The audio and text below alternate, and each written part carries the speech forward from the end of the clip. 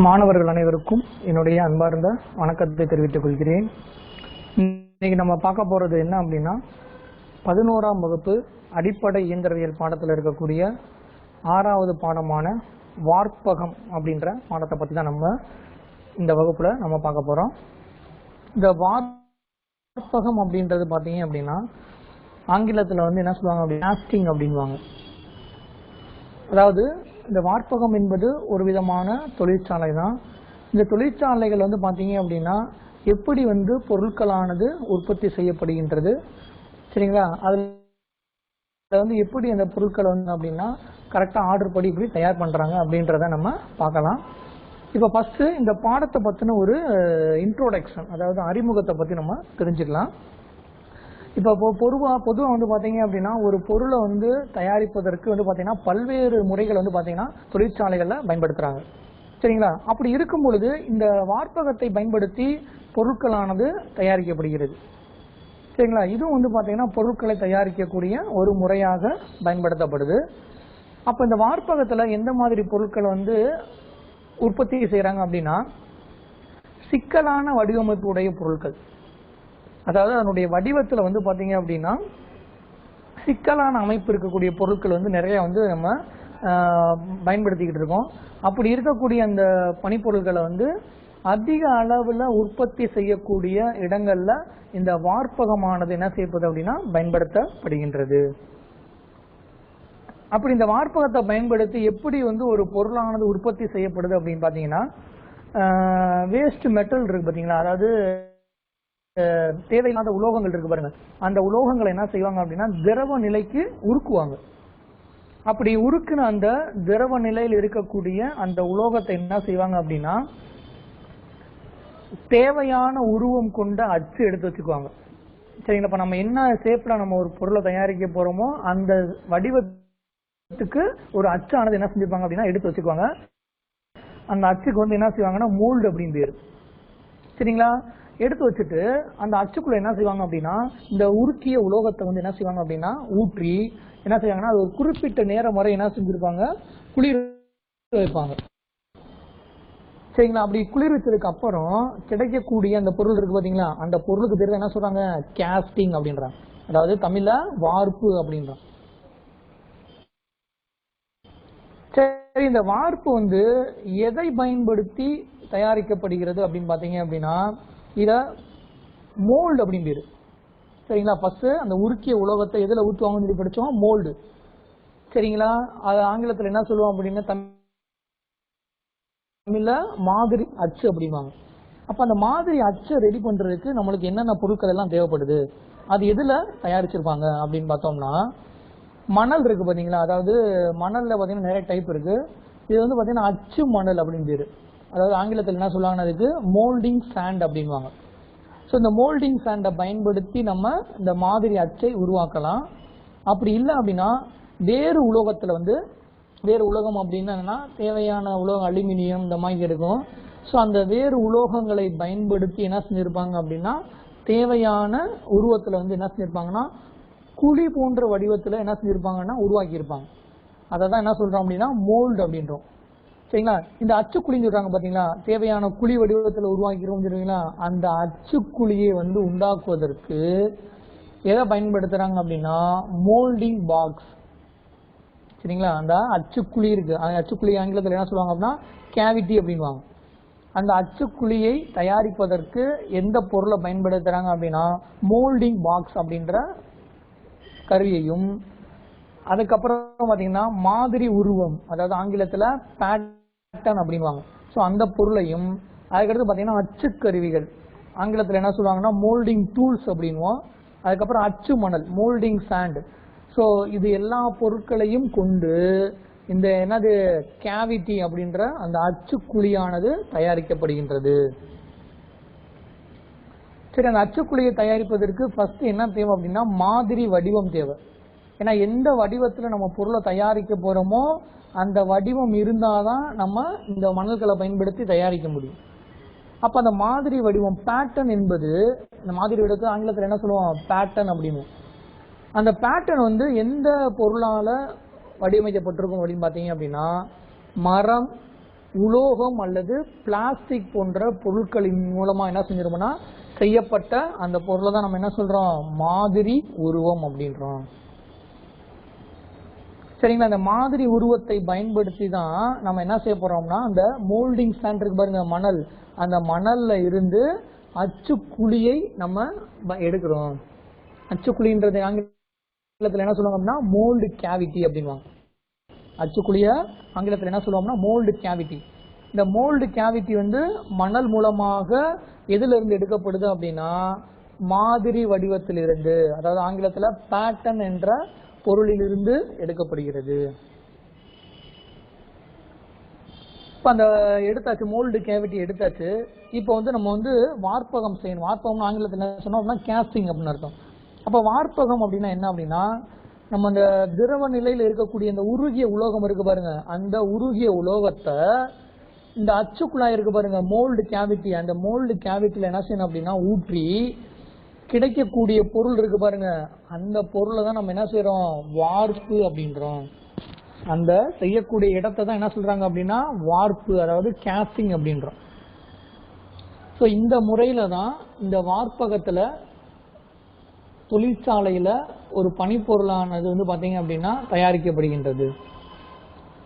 இப்ப இதுல என்னென்னலாம் இருக்கு அப்படின்றத நம்ம இதுக்கு முன்னாடி படிச்ச பேட்டர்ன் மாதிரி வடிவம் படிச்சோமா இல்லையா. ஃபர்ஸ்ட் ஒரு அச்சை உருவாக்குவதற்கு தேவையான பொருள் என்ன பாத்தீங்கன்னா மாதிரி வடிவம். சரிங்களா? அப்ப அந்த மாதிரி வடிவம் அப்படின்றது என்ன அப்படின்றத பார்க்கலாம். இங்க கொடுத்துருக்காங்க பாருங்க, மாதிரி வடிவம் பேட்டர்ன் அப்படின்னு கொடுத்துருக்காங்க ஆங்கிலத்துல. இந்த மாதிரி வடிவம் எந்த பொருளினால் தயாரிக்கப்படுகிறது அப்படின்னு பாத்தீங்கன்னா மரம், உலோகம் அல்லது பிளாஸ்டிக் அப்படின்ற பொருட்களாக தயாரிக்கப்பட்ட அந்த உருவத்தை தான் நம்ம என்ன சொல்றோம், மாதிரி உருவம் அப்படின்றோம். சரிங்களா? இந்த மாதிரி உருவம் தயாரிப்பதற்கு பயன்படக்கூடிய மூலக்கூறுகள் ஒரு 5 வகையான மூலக்கூறுகளை பயன்படுத்தி இந்த மாதிரி வடிவமானது தயாரிக்கப்படுது. சரிங்களா? அதான் இங்க கொடுத்துருக்காங்க, மாதிரி வடிவம் தயாரிக்க பயன்படக்கூடிய மூலப்பொருட்கள் அப்படின்னு கொடுத்துருக்காங்க. சரிங்களா? என்னென்ன பார்த்தோம் அப்படின்னா, 1 மரம், 2வது பார்த்தீங்கன்னா உலோகம், 3வது பிளாஸ்டர், 4வது பார்த்தீங்கன்னா பிளாஸ்டிக், 5 பார்த்தீங்கன்னா மெழுகு. இந்த 5 பொருட்களை கொண்டு இந்த மாதிரி வடிவம் என்ற பேட்டர்ன் என்ற பொருளானது தயாரிக்கப்படுகின்றது.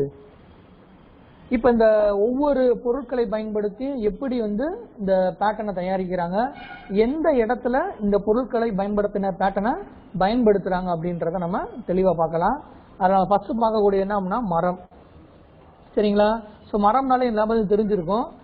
ஸோ மேக்சிமம் நம்ம தொழிற்சாலைகள்ல இந்த மாதிரி வடிவம் தயாரிப்பதற்கு பார்த்தீங்க அப்படின்னா அதிக அளவுல இந்த மரத்தை தான் பயன்படுத்துறாங்க. சரிங்களா? மரத்தை பயன்படுத்தி தான் அவங்களுக்கு தேவையான வடிவம் கொண்ட அந்த மாதிரி வடிவத்தை என்ன செய்யறாங்க அப்படின்னா உருவாக்குறாங்க. ஏன் அப்படின்னா மரம் தான் நம்மளுக்கு குறைந்த விலையில் கிடைக்கிறனால அதிக அளவு தொழிற்சாலைகள்ல மாதிரி வடிவம் தயாரிப்பதற்கு இந்த மரப்பொருட்களை பயன்படுத்துறாங்க. அப்படி அந்த மாதிரி வடிவத்தை தயாரிப்பதற்கு எந்த வகையான மரங்களை பயன்படுத்தணும் அப்படின்னா தேக்கு, மகோகனி, பைன், ரோஸ்வுட் அப்படின்ற 4 வகையான மரங்களை தான் என்ன செய்யறாங்க அப்படின்னா இந்த பேட்டர்ன் தயாரிப்பதற்கு பயன்படுத்துறாங்க.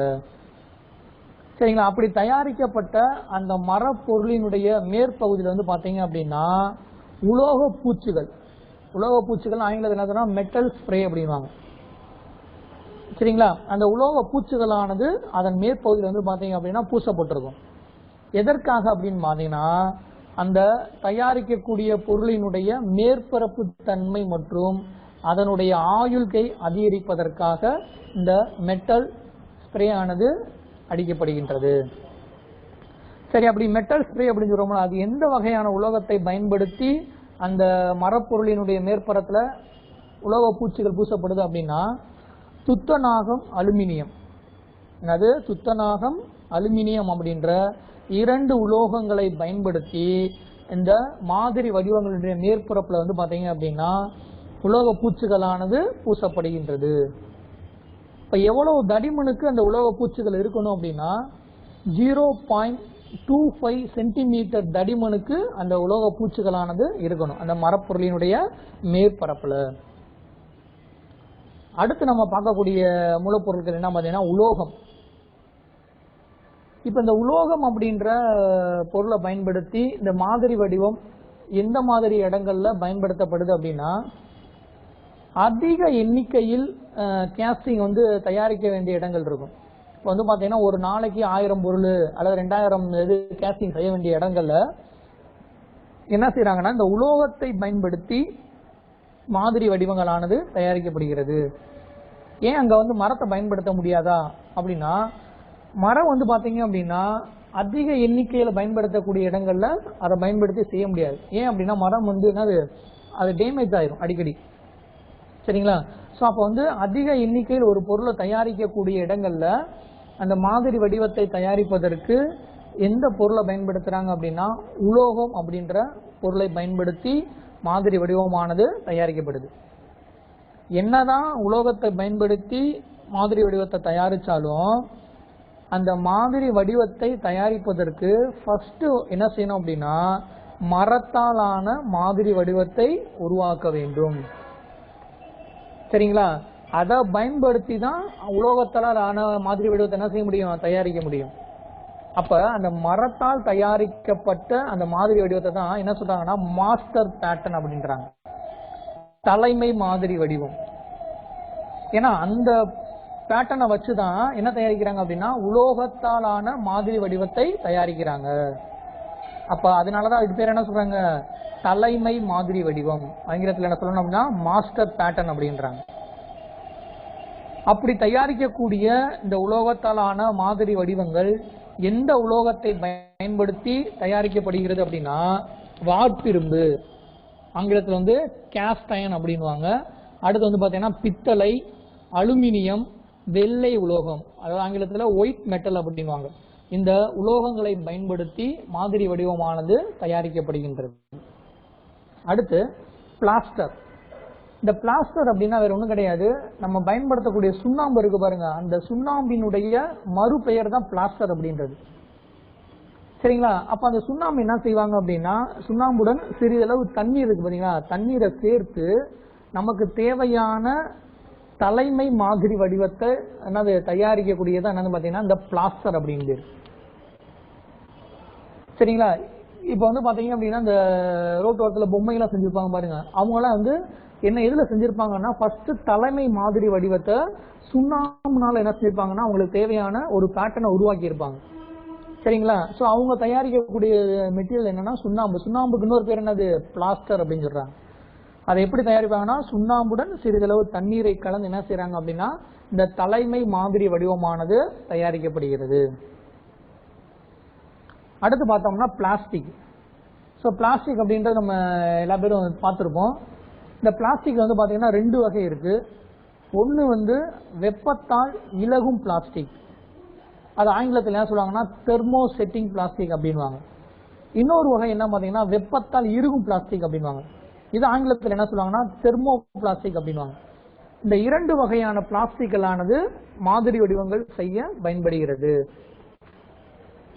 அப்போ ஒவ்வொரு வகை பிளாஸ்டிக் எந்த மாதிரியான மாதிரி வடிவங்கள் செய்ய பயன்படுகிறது அப்படின்னா, இப்ப நீண்ட நாட்கள் வந்து ஒரு மாதிரி வடிவங்கள் உழைக்கணும் அப்படின்னா அந்த நீண்ட நாட்கள் பயன்படும் மாதிரி வடிவங்களை செய்ய தெர்மோ செட்டிங் பிளாஸ்டிக், அதாவது வெப்பத்தால் இலகும் பிளாஸ்டிக்களை பயன்படுத்தணும் அப்படின்னா அது நீண்ட நாட்கள் என்ன செய்யும், உழைக்கும்.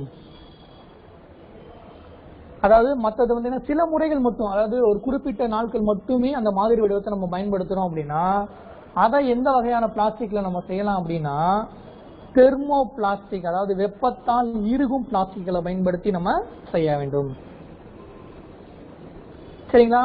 ஆனாலும் இந்த பிளாஸ்டிக்களை பயன்படுத்தி செய்யக்கூடிய அந்த மாதிரி வடிவமானது தயாரிப்பதற்கு ஃபர்ஸ்ட் என்ன தேவைன்னா தலைமை மாதிரி வடிவம் செய்ய வேண்டும். அந்த தலைமை மாதிரி வடிவம் எதில் தயாரிக்கப்பட வேண்டும் அப்படின்னு சொல்லியிருக்கோம், நம்ம மரத்தால் செய்யப்பட வேண்டும். ஸோ அதுல இருந்து இந்த பிளாஸ்டிக்கை பயன்படுத்தி தேவையான மாதிரி வடிவத்திற்கு என்ன செய்யப்படுகிறது, வார்ப்பானது செய்யப்படுகின்றது. இதுதான் பாத்தீங்கன்னா பிளாஸ்டிக். அடுத்து மெழுகு.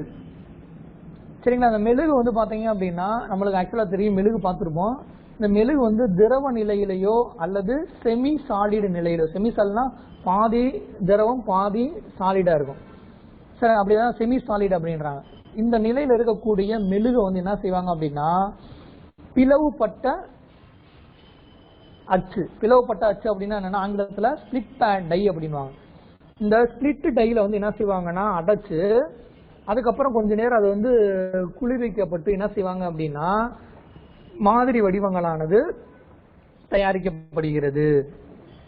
அப்படி தயாரிக்கிறதுக்கு என்னென்ன மெழுகு பொருட்களை பயன்படுத்துறாங்க அப்படின்னா paraffin wax, shellac wax, bees wax அப்படின்ற பல வகையான மெழுகு பொருட்களை பயன்படுத்தி இந்த மாதிரி வடிவங்களானது தயாரிக்கப்படுகிறது. சரி, இப்போ வந்து சில மூலப்பொருட்களை கொண்டு மாதிரி வடிவங்கள் தயாரிக்கலாம். அப்ப என்னென்ன பார்த்தோம். இப்ப அந்த மாதிரி வடிவம் செய்ய பயன்படக்கூடிய மூலப்பொருட்களை பாருங்க. அந்த மூலப்பொருட்களை தேர்ந்தெடுப்பதும் போது சில குறிப்புகளை வந்து நீங்க வந்து பாத்தீங்கன்னா கவனத்துல வச்சுக்கணும். இப்ப கிட்டத்தட்ட 5 வகையான மூலப்பொருட்கள் படிச்சோம். மரம், பிளாஸ்டிக், உலோகம், சரிங்களா, பிளாஸ்டர் அப்படின்ற 5 வகையான மூலப்பொருட்களை பார்த்தோம்.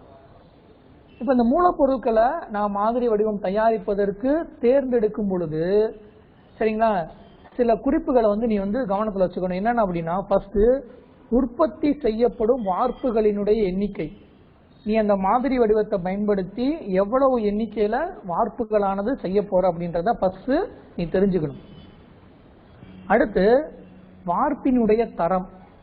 நம்ம செய்யக்கூடிய அந்த வார்ப்பினுடைய தரம் வந்து எப்படி இருக்கணும் அப்படின்றத ஃபர்ஸ்ட் நீ தெரிஞ்சுக்கணும்.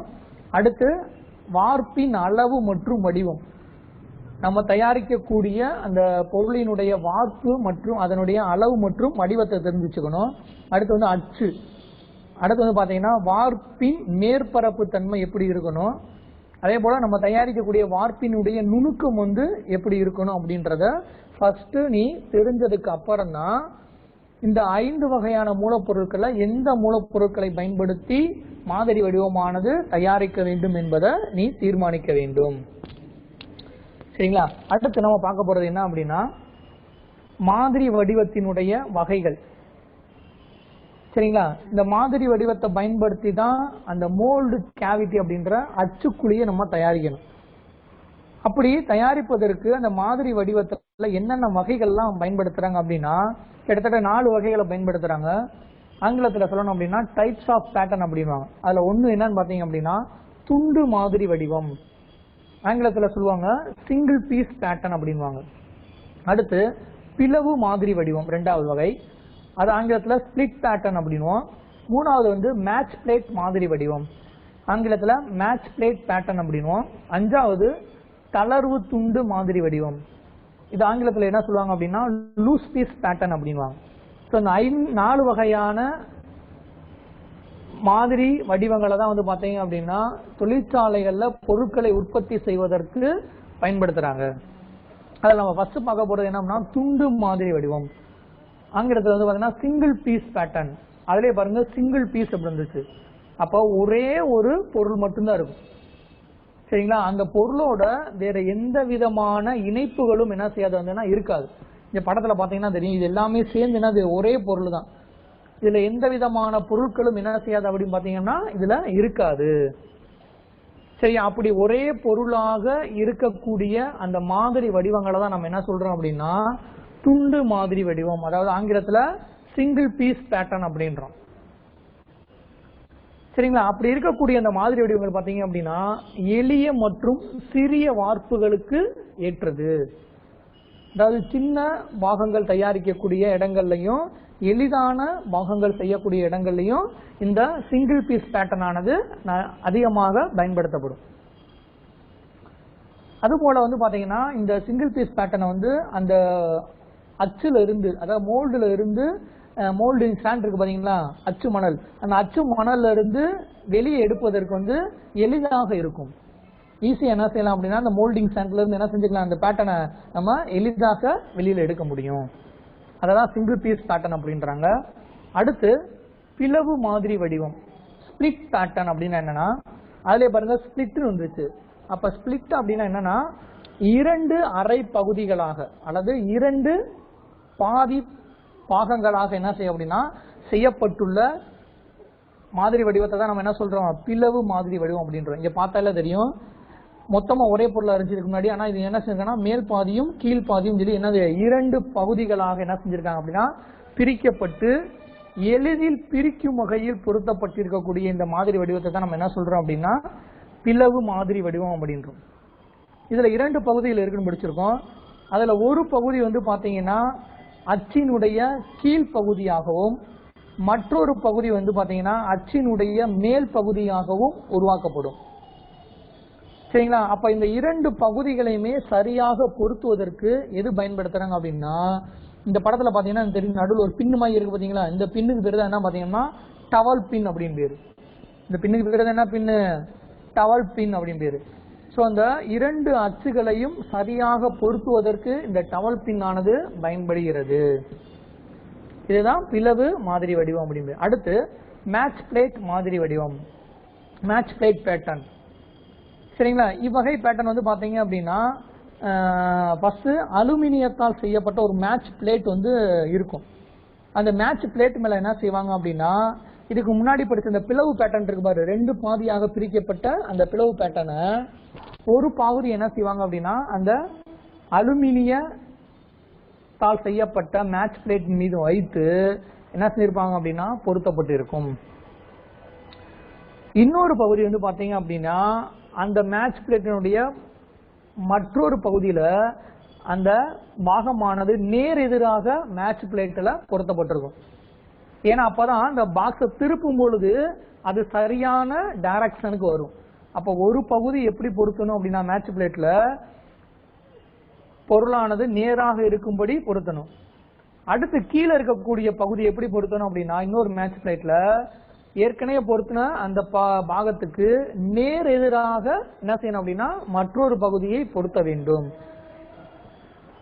அப்படி பொருத்தினாதான் அந்த மோல்டிங் பாக்ஸுக்குள்ள என்ன செய்யும், நம்மளுக்கு கரெக்டா அது போய் உட்காரும். இதுதான் மேட்ச் பிளேட் மாதிரி வடிவம் அப்படின்றோம். அடுத்து வந்து பாத்தீங்கன்னா தளர்வு துண்டு மாதிரி வடிவம், லூஸ் பீஸ் பேட்டர்ன் அப்படின்றோம். சரிங்களா? இது வந்து எங்க பயன்படுத்துறாங்க அப்படின்னா, அதாவது சில மோல்டுல வந்து பாத்தீங்க அப்படின்னா சிக்கலான வடிவம் கொண்ட பொருட்கள் இருக்கும். அந்த சிக்கலான வடிவம் கொண்ட பொருட்கள் இருக்கக்கூடிய இடத்துல வந்து பாத்தீங்கன்னா மோல்டு ஃபுல்லாமே என்ன செய்ய முடியாது அப்படின்னா அந்த மோல்டிங் ஸ்டாண்ட்ல இருந்து எடுக்க முடியாது. அப்படி இருக்கக்கூடிய இடங்கள்ல பயன்படுத்தக்கூடிய அந்த பேட்டர்ன் தான் என்ன சொல்றாங்க அப்படின்னா லூஸ் பீஸ் பேட்டர்ன் அப்படின்றாங்க. சரிங்களா? அதாவது சில மாதிரி வடிவங்களை அதனுடைய அச்சுல இருந்து டைரக்டா எடுக்க முடியாது, ஒரே இதை எடுக்க முடியாது. அங்க என்ன செய்வாங்க அப்படின்னா அந்த மாதிரி இடத்துல இந்த லூஸ் பீஸ் பேட்டர்னை பயன்படுத்துவாங்க. சரிங்களா? அப்ப என்ன எப்படி செய்வாங்க அப்படின்னா, இப்ப இதுதான் வந்து பாத்தீங்க அப்படின்னா கீழே இருக்கிறது வந்து சாலிட் பேட்டர்ன், மேல இருக்கிறது வந்து பாத்தீங்கன்னா லூஸ் பீஸ் பேட்டர்ன். இதுல அப்படியே சொருகி இருப்பாங்க. இப்ப இதை வந்து அப்படியே மோல்டு போட்டதுக்கு அப்புறம் ஃபர்ஸ்ட் எதை எடுப்பாங்க அப்படின்னா இந்த சாலிட் மாதிரி வடிவம் இருக்கு பாத்தீங்களா, இந்த பேட்டர்னை வெளியே எடுத்ததுக்கு அப்புறம் என்ன செய்யணும்னா அதுக்குள்ள இருக்கக்கூடிய இந்த லூஸ் பீஸ் பேட்டர்னை வெளியே எடுக்கணும். சரிங்களா? சோ அப்படிதான் வந்து பாத்தீங்க அப்படின்னா இந்த லூஸ் பீஸ் பேட்டர்ன் ஆனது வடிவமைக்கப்பட்டிருக்கும்.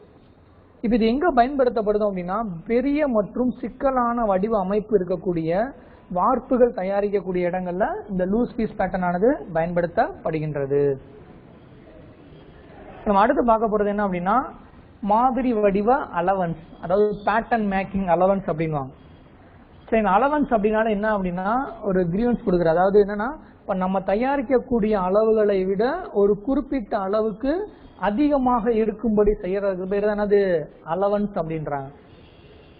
ஏன் இந்த மாதிரி அதிகமா வச்சு தயாரிக்கிறாங்க அப்படின்னா இப்ப நம்ம தயாரிக்கக்கூடிய மாதிரி வடிவங்கள் வந்து பாத்தீங்க அப்படின்னா நம்ம வார்ப்பினுடைய சரியான அளவுக்கு இருக்காது. சரிங்களா? வார்ப்பினுடைய சரியான அளவுக்கு இருக்காது. சரிங்களா? அப்போ எப்படி இருக்கும் அப்படின்னா அந்த மாதிரி வடிவங்களை விட அளவு சற்று எப்படி இருக்கும் அப்படின்னா அதிகமாக இருக்குமாறு செய்யப்பட்டிருக்கும். அப்படி அந்த அளவு வேறுபாட்டுக்கு பாருங்க, அந்த அளவு வேறுபாட்டுக்கு பேர் தான் அது அலவன்ஸ் அப்படின்னு பேர். நம்ம தயாரிக்கக்கூடிய அந்த வார்ப்பினுடைய அளவை விட இந்த மாதிரி வடிவத்தினுடைய அளவு வந்து எப்படி இருக்கும் அப்படின்னா அதிகமாக இருக்கும். அந்த அளவு வேறுபாட்டை தான் நம்ம என்ன சொல்றோம் அலவன்ஸ் அப்படின்றோம். சரிங்களா? எதனால இந்த அலவன்ஸ் கொடுத்துருக்காங்க அப்படின்னா இப்போ நம்ம உலோகத்தை உருக்கி அந்த அந்த மோல்டு கேவிட்டிக்குள்ள ஊற்றும் போது என்ன அப்படின்னா சில சமயங்களில் அந்த உலோகமானது சுருங்கும் தன்மையை சுருங்கும். அப்படி சுருங்கக்கூட தன்மையை நிவர்த்தி செய்வதற்காகவும் அந்த உலோகத்தில் ஏற்படக்கூடிய வடிவ சிதைவு டிஸ்ட்ராக்ஷன் அப்படின்னு சொல்லுவாங்க, அது ஏற்படுவதை தவிர்ப்பதற்காகவும் பார்த்தீங்க அப்படின்னா இந்த மாதிரி வடிவத்துக்கு வெளியில் வந்து பார்த்தீங்கன்னா என்னது குறிப்பிட்ட அளவு அலவன்ஸ் ஆனது கொடுக்கப்படுகிறது. இதை தான் நம்ம என்ன சொல்றோம் அப்படின்னா பேட்டர்ன் மேக்கிங் அலவன்ஸ் அப்படின்றோம். அடுத்து வந்து பாருங்க இந்த மாதிரி வடிவ அலவன்ஸ்களின் வகைகள், அதாவது ஒவ்வொன்றுக்கும் ஒவ்வொரு அலவன்ஸ் இருக்கு. அது என்னென்ன வகைகள் அப்படின்னு பார்த்தீங்க அப்படின்னா, ஒன்று சுருக்க அலவன்ஸ் அப்படின்றாங்க, அதாவது தமிழ் ஆங்கிலத்தில் ஸ்ரிங்கேஜ் அலவன்ஸ் அப்படின்வோம். அடுத்து வந்து பார்த்தீங்கன்னா இயந்திர அலவன்ஸ், ஆங்கிலத்தில் மிஷின் அலவன்ஸ் அப்படின்வாங்க. அடுத்து இழு அலவன்ஸ் அப்படின்னா ஆங்கிலத்தில் டிராஃப்ட் அலவன்ஸ் அப்படின்வாங்க. வடிவ சிதைவு அலவன்ஸ் அப்படின்னா ஆங்கிலத்தில் டிஸ்ட்ராக்ஷன் அலவன்ஸ் அப்படின்வோம். அடுத்து அழுத்த அலவன்ஸ் அப்படின்னா ராப்பிங் அலவன்ஸ் அப்படின்வாங்க. ஸோ இந்த 5 வகையான அலவன்ஸ்களானது மாதிரி வடிவத்தில் பயன்படுத்தப்படுகிறது. சரிங்களா? இப்போ அடுத்து நம்ம பார்க்க போகிறது என்ன அப்படின்னா, இப்போ நம்ம வந்து மோல்டுன்னு படிச்சுட்டே இருந்தோம். இந்த மாதிரி வடிவத்தை பயன்படுத்தி என்ன தயாரிக்க போறோம்னா மோல்டு. அந்த மோல்டை தயாரிப்பதற்கு என்னென்ன டூல்ஸ் எல்லாம் பயன்படுத்துகிறோம் அதை தான் பற்றி பார்க்க போகிறோம். அதை இங்கே கொடுத்துருக்காங்க, மோல்டிங் டூல்ஸ் அப்படின்னு கொடுத்துருக்காங்க. சரிங்களா? அதில் ஃபர்ஸ்ட் பார்க்க போகிற டூல்ஸ் என்ன அப்படின்னா மண்வெட்டி அப்படின்னு கொடுத்துருக்காங்க. ஸோ மண்வெட்டி நம்ம நார்மலாக பார்த்துருப்போம், இது வந்து அந்த ஷேப்பில் இருக்காது. இது வந்து நம்ம வந்து இந்த ரோடு கான்ட்ராக்ட்லாம் பார்த்தீங்கன்னா மண்ணை அள்ளி போடுவாங்க கையில். சரிங்களா? ஸோ அந்த மாதிரி ஷேப்பில் தான் இருக்கும் இது. ஸோ இதுக்கு பேர் தான் என்னன்னா மண்வெட்டி அப்படின்னு பேர். இந்த மண்வெட்டி பார்த்தீங்க அப்படின்னா நீளமான மரத்தினாலான கைப்பிடியோடு என்ன செஞ்சிருப்பாங்க அப்படின்னா அமைக்கப்பட்டிருக்கும். சரிங்களா? இது எதுக்கு வந்து பயன்படுத்துறாங்க அப்படின்னா மோல்டிங் செய்யற இடத்துல அச்சு மணல் இருக்கு பாருங்க, அந்த மோல்டிங் சாண்ட் இருக்கு பாருங்க, அந்த மோல்டிங் சாண்டை வந்து நன்றாக கலப்பதற்காகவும் அதே நேரத்தில் அந்த கலந்த மணலை அச்சு பெட்டிக்குள்ள நிரப்புவதற்காகவும் பயன்படுத்தக்கூடிய அந்த கருவியை தான் நம்ம என்ன சொல்றோம் அப்படின்னா மண்வெட்டி அப்படின்றோம். சரிங்களா? ஷார்ட்டா சொல்லணும்னா என்னது பயன்படுது, மண்ணை அள்ளி நிரப்புவதற்காகவும் மண்ணை நன்கு கலப்புவதற்காகவும் இது பயன்படுது. அவ்வளவுதான். அடுத்து வந்து பாத்தீங்கன்னா சல்லடை. இந்த சல்லடை அப்படின்றது உங்களுக்கு ஆல்ரெடி நம்மளுக்கு தெரியும். சரிங்களா? இந்த சல்லடை வந்து எந்த வடிவத்தில் இருக்கும் அப்படின்னா, ஒன்று சதுர வடிவத்தில் இருக்கும் அல்லது வட்ட வடிவத்தில் இருக்கும். சரிங்களா? அந்த சல்லடை நம்ம எதுக்கு கேள்விப்பட்டிருக்கோம் அப்படின்னா, அதாவது நம்ம பயன்படுத்தக்கூடிய இந்த மோல்டிங் சாண்ட் இருக்கு பாருங்க, அந்த மோல்டிங் சாண்டில் இருக்கக்கூடிய தேவையற்ற பொருட்களை நீக்குவதற்கு இந்த சல்லடையானது பயன்படுகிறது. அவ்வளவுதான். அடுத்து பார்க்கக்கூடிய கருவி என்ன அப்படின்னா திமிசு, ஆங்கிலத்தில் வந்து ரேமர் அப்படின்வாங்க. இந்த திமிசு எதுக்கு பயன்படுது அப்படின்னா, இப்ப நம்ம பெட்டி இருக்கு பாருங்க, அந்த பெட்டிக்குள்ள மண்ணை அள்ளி நிரப்பிட்டோம். சரிங்களா? அப்படி மண்ணை அள்ளி நிரப்புனதுக்கு அப்புறம் அந்த மண்ணுக்கு மேல என்ன செய்வாங்க அப்படின்னா ஒரு கட்டையை வச்சு மேல அப்படி குத்துவாங்க பாத்தீங்களா? சரிங்களா? அதுக்கு பேர் வந்து ரேமிங் அப்படின்னு தெரியுங்களா, டைட் ஆக்குவாங்க. சரி, அந்த மண்ணை இறுக செய்வாங்க. சரி, அப்படி அந்த மண்ணை அழுத்தி நிரப்புவதற்காக பயன்படுத்தக்கூடிய டூல் என்னது, இந்த ரேமிங் அப்படின்ற டூல், திமிஸ் அப்படின்ற டூல். அந்த அழுத்தி நிரப்பக்கூடிய வேலைக்கு பேர் தான் என்னது, ரேமிங் அப்படின்றாங்க. சரிங்களா? அதை நிரப்புவதற்கு பயன்படக்கூடிய இந்த ரேமர் அப்படின்ற கருவியானது எதால தயாரிக்கப்பட்டிருக்கும் அப்படின்னா மரம் அல்லது வார்ப்பிரும்பு அப்படின்ற உலோகத்தால செய்யப்பட்டிருக்கும். இதுல வந்து பாத்தீங்கன்னா 2 முனை இருக்கும். ஒன்னு வந்து பாத்தீங்க அப்படின்னா பட் எண்ட், இன்னொரு வந்து பென் எண்ட் அப்படின்வாங்க. பட் எண்ட் எப்படி இருக்கும் பாத்தீங்கன்னா உருளை வடிவத்துல இருக்கு, இது பேர் தான் பட் எண்ட். இது வந்து பாத்தீங்க அப்படின்னா உருளை வடிவத்துல இருக்கும். இன்னொன்று வந்து பாத்தீங்கன்னா பென் எண்ட் அப்படின்னா ஆப்பு வடிவத்துல இருக்கும். சரி, இதான் வந்து பாத்தீங்கன்னா 2 முனைகள் கொண்டது. அடுத்து வந்து பாருங்க கரணை. சரி, இந்த கரணை அப்படின்றது நம்ம நிறைய பார்த்துருப்போம் அடிக்கடி. இந்த கொத்தனாரெல்லாம் ஒரு கரண்டி வச்சிருப்பாங்க பாத்தீங்களா, அந்த கரண்டிக்கு பேர் தான் என்னது, கரணை அப்படின்னு பேரு. இது எதுக்கு பயன்படுத்துறாங்க அப்படின்னா மோல்டிங் செய்யக்கூடிய இடத்துல நம்ம அந்த மோல்டிங் பாக்ஸ் மேல மண்ணை நிரப்புனதுக்கு அப்புறம், சரிங்களா, அந்த வார்ப்பினுடைய மேற்பரப்புல வந்து பாத்தீங்க அப்படின்னா அது மண் வந்து இதா இருக்கும். அதை வந்து சமப்படுத்துவதற்காகவும் சேதமடைந்த பகுதியை வந்து சரி செய்யவும் இந்த கரணை அப்படின்ற வெட்டுக்கருவியானது பயன்படுகிறது. இதனுடைய முன்னாடி வந்து பாத்தீங்கன்னா இது வந்து உலோக தகட்டால செய்யப்பட்டிருக்கும். இந்த தகட்டினுடைய முனைப்பகுதி வந்து பாத்தீங்கன்னா ஒன்னு சதுர வடிவில் இருக்கும் அல்லது வட்ட வடிவத்தில் இருக்கும். சரிங்களா? அடுத்து நம்ம பார்க்கக்கூடிய டூல் என்ன அப்படின்னா இருமுனை கரண்டி. இது வந்து பாக்குறதுக்கு ஒரு ஸ்பூன் போன்ற வடிவத்துல இருக்கும். ஆனா ரெண்டு பக்கமே வந்து பாத்தீங்கன்னா வளைந்த வடிவத்துல இருக்கும். சரிங்களா? இது வந்து பாத்தீங்கன்னா எதுக்கு பயன்படுது அப்படின்னா, அந்த அச்சினுடைய பரப்புகள் இருக்கு பாருங்க, அந்த பரப்புகளை வந்து சீராக்குவதற்காகவும், சரிங்களா, இப்போ ஒரு வளைவான வட்ட வடிவ முனைகளை சரி செய்வதற்காகவும் பயன்படுத்தக்கூடிய டூல் தான் என்னது, இந்த இருமுனை கரண்டி அப்படின்றது. அடுத்து பார்க்கக்கூடிய டூல் என்ன அப்படின்னா தூக்கி, லிப்டர் அப்படின்வாங்க ஆங்கிலத்துல. சரிங்களா? அந்த தூக்கி என்பது வந்து பாத்தீங்கன்னா நீளமான உருக்கு தகட்டின் மூலமாக செய்யப்பட்டிருக்கும். அப்படி செய்யப்பட்டுள்ள அந்த உருக்கு தகட்டினுடைய ஒரு முனை வந்து பாத்தீங்க அப்படின்னா செங்குத்தாக இருக்கும் மாதிரி என்ன செஞ்சிருப்பாங்க, வளைக்கப்பட்டிருக்கும். சரிங்களா? இது வந்து பாத்தீங்கன்னா வெவ்வேறு நீளங்கள்ல நம்மளுக்கு கிடைக்கின்றது. அதே நேரத்தில் வெவ்வேறு அகலங்கள்லையும் நம்மளுக்கு கிடைக்கின்றது. இது எதுக்கு பயன்படுத்துறாங்க அப்படின்னா, அந்த அச்சினுடைய உதிரி மண்ணுகள் இருக்கும் பாத்தீங்களா, நம்ம செஞ்சது போக உதிரி மண்ணுல இருக்கும் அந்த பெட்டி மேல. சரிங்களா? அந்த உதிரி மண்ணை வெளியே எடுப்பதற்காகவும் அச்சினை சரி செய்வதற்காகவும் இந்த தூக்கியானது பயன்படுகிறது. அடுத்து பார்க்கக்கூடிய கருவி என்ன அப்படின்னா மட்டக்கோல். இந்த மட்டக்கோல்னாலே நம்மளுக்கு எல்லாம் தெரிஞ்சிருக்கும். இது வந்து நம்ம வந்து என்ன செய்யறோம் அப்படின்னா, இது வந்து எப்படி இருக்கும் அப்படின்னா நேரான விளிம்புடைய வடிவத்தில் அமைக்கப்பட்டிருப்பாங்க. நேரான விளிம்புனா நேரான முனைன்னு அர்த்தம், விளிம்புனானது முனைன்னு அர்த்தம். இப்படி நேரான முனை கொண்ட என்னது மரத்தால் அல்லது உலோக துண்டுகளால் இந்த மட்டக்கோலானது என்ன செஞ்சிருப்பாங்கன்னா செய்யப்பட்டிருக்கும். இது எதுக்கு பயன்படுது அப்படின்னா, இப்ப நம்ம பெட்டிக்குள்ள இந்த மண்ணை போட்டு ரேமிங் செஞ்சதுக்கு அப்புறம் மேல இருக்கக்கூடிய இந்த உதிரி மண்கள் இருக்கு பாருங்க, அந்த உதிரி மண்ணை நீக்கி, சரிங்களா, சீரான மட்டத்தை கொண்டு வருவதற்காக பயன்படுத்தக்கூடிய கருவி தான் என்னது, இந்த மட்டக்கோல் அப்படின்ற கருவி. இது எப்படி செய்யறாங்கன்றதை பார்த்தா தெரிஞ்சிருக்கும். அடுத்து நம்ம பார்க்கக்கூடிய கருவி என்ன அப்படின்னா வார்ப்பு ஊற்றும் குழாய், ஸ்க்ரூ பின் அப்படின்வாங்க. இது எதுக்கு பயன்படுது அப்படின்னா, இது பாக்குறதுக்கு எப்படி இருக்கும்னா ஒரு கூம்பு வடிவத்துல இருக்கும். இதனுடைய மையப்பகுதி வந்து பாத்தீங்கன்னா துளை இருக்கும். சரி, இது எதுல தயாரிச்சிருப்பாங்கன்னா மரத்தால் செய்யப்பட்ட ஒரு பொருள் இது. சரிங்களா? இது எதுக்கு பயன்படுது அப்படின்னா, வார்ப்பு ஊற்றும் பொழுது, அதாவது உருக்கிய உலோகத்தை ஊற்றும் பொழுது ரன்னர் மற்றும் ரைசர் ஆகிய வழிகளை உருவாக்குவதற்கு இந்த வார்ப்பு ஊற்றும் குழாயானது பயன்படுகிறது. இது வந்து பாத்தீங்கன்னா நம்ம ஊற்றக்கூடிய அந்த வார்ப்பினுடைய அளவை பொறுத்து இந்த ஸ்க்ரூ பின்னுடைய அளவானது மாறுபடும். சரிங்களா? இப்ப அடுத்து நம்ம பார்க்கக்கூடிய கருவி என்ன அப்படின்னா காற்று அழுத்தி. இந்த காற்று அழுத்தி வந்து எதுக்கு பயன்படுது அப்படின்னா, இதை வந்து நம்ம பார்த்துருப்போம் நிறைய இடங்கள்ல. இதை நம்ம பிரஸ் பண்ணோம் அப்படின்னா அதை அழுத்தம் கொடுக்கறதுனால அதுல இருந்து என்ன செய்யணும்னா காற்று வெளியேறும். சரிங்களா? அது எதுக்கு பயன்படுது, அந்த அழுத்தத்துடன் இருக்கக்கூடிய அந்த காற்றை நம்ம அந்த மோல்டினுடைய மேற்புறத்துல இருக்கக்கூடிய உதிரி மண்களை வெளியேற்றுவதற்கு இந்த காற்று அழுத்தியானது பயன்படுகிறது. சரிங்களா? அடுத்து ஸ்வெப். இந்த ஸ்வெப் ஆனது எதுக்கு பயன்படுதுன்னா, இது பாக்குறதுக்கு ஒரு சிறிய பிரஷ் வடிவத்துல இருக்கும். பாத்தீங்கன்னா தெரியும், இது பாக்குறதுக்கு சிறிய பிரஷ் வடிவத்துல இருக்கும்.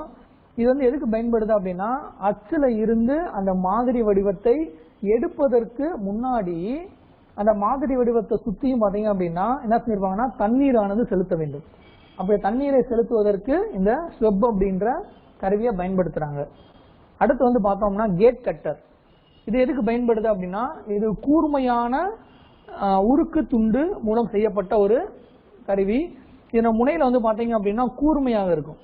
இது எதுக்கு பயன்படுது அப்படின்னா, நம்ம அச்சு பண்ணிருப்போம் பாருங்க மோல்டு, அந்த அச்சுல வந்து அது வழியை வெட்டுவதற்கு இந்த கேட் கட்டரானது பயன்படுகிறது. அதாவது ஷார்ட்டா சொல்லணும் அப்படின்னா ரன்னருடைய துணையையும் அச்சையும் இணைக்கிறது. சரியா? ரன்னர் என்னதுன்னா இந்த கேட் ஊற்றக்கூடிய குழாய் இருக்கு, அதுதான் ரன்னர் பேரு. அதையும் நம்ம பயன்படுத்தக்கூடிய அச்சையும் இணைப்பதற்கு இந்த கேட் கட்டரானது பயன்படுகிறது. அடுத்து டிரா ஸ்பைக். இந்த டிரா ஸ்பைக் எதுக்கு பயன்படுது அப்படின்னா, இது பாக்குறதுக்கு வந்து பாத்தீங்கன்னா கூர்மையாக நீளமான உருக்கு தண்டுனால் செய்யப்பட்டிருக்கும். இது எதுக்கு பயன்படுது அப்படின்னா, இதனோட மறுமுனையில வந்து ஒரு வளையமாகி இருக்கும். இது வந்து அந்த மோல்டுல இருந்து அந்த பேட்டர்னை வந்து மாதிரி வடிவத்தை வெளியே எடுப்பதற்காக பயன்படுத்தக்கூடிய கருவி தான் இந்த டிரா ஸ்பைக் அப்படின்றது. அடுத்து நம்ம பார்க்கக்கூடிய கருவி வந்து வென்ட்ராடு. இந்த வென்ட்ராடு எதுக்கு பயன்படுத்துறாங்க அப்படின்னா, இங்க முதல்ல எப்படி இருக்கும் அப்படின்னா நீளமான உருக்கு கம்பினால தயாரிக்கப்பட்டிருப்பாங்க. அதனுடைய மேல வந்து ஒரு கைப்பிடி இருக்கும். இது எதுக்கு பாத்தீங்கன்னா, அந்த அச்சின் மேல் பகுதியில் வந்து பாத்தீங்கன்னா சிறிய சிறிய துளைகளை ஏற்படுத்துவதற்கு இது பயன்படுது. எதுக்காக அந்த துளைகளை ஏற்படுத்துறோம் அப்படின்னா, அந்த உலோகத்தை ஊற்றும் பொழுது அதுல இருந்து வெளியேறக்கூடிய நீராவியானது வெளியே செல்வதற்காக இந்த வெண்ட் ராடானது பயன்படுத்தப்படுகிறது. அடுத்து நம்ம பார்க்கக்கூடிய இது வந்து பாத்தீங்கன்னா மர சுத்தியல்.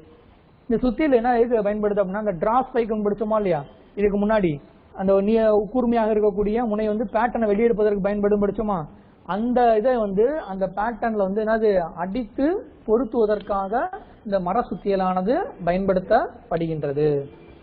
சரிங்களா? இப்ப இதோட இன்னைக்கு வகுப்பு முடிவடைகிறது. நன்றி, வணக்கம்.